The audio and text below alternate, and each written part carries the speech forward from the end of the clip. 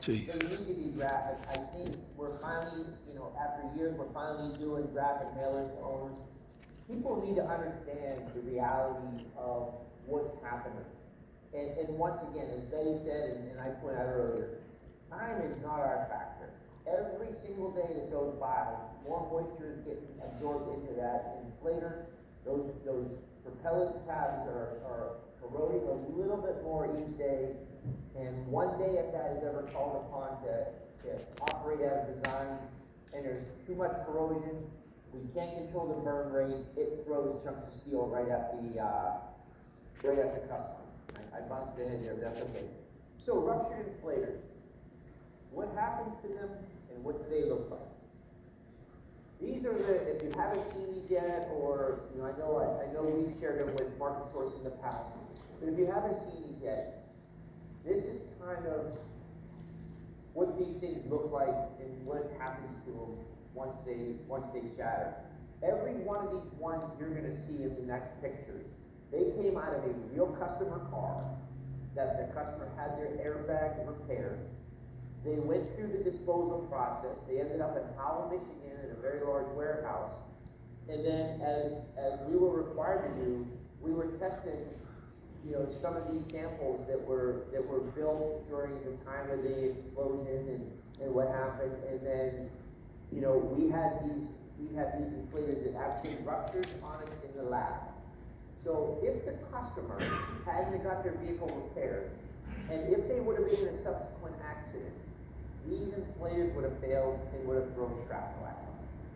So, and once again, I can't stress enough, what the inflators you're going to see here were in real cars. They were not test inflators. The customer had them repaired, we got them back, tested them, and they ruptured. That's the reality of it. And I think we had when we stopped testing, somewhere around 80 ruptures in the lab. Thank God all those came out, and we found them and not the customer in a situation, where it was needed to protect them and not hurt them. So, here's an inflator, and once again, go back to that visualization. This component is sitting a couple inches underneath that steering wheel center pad, and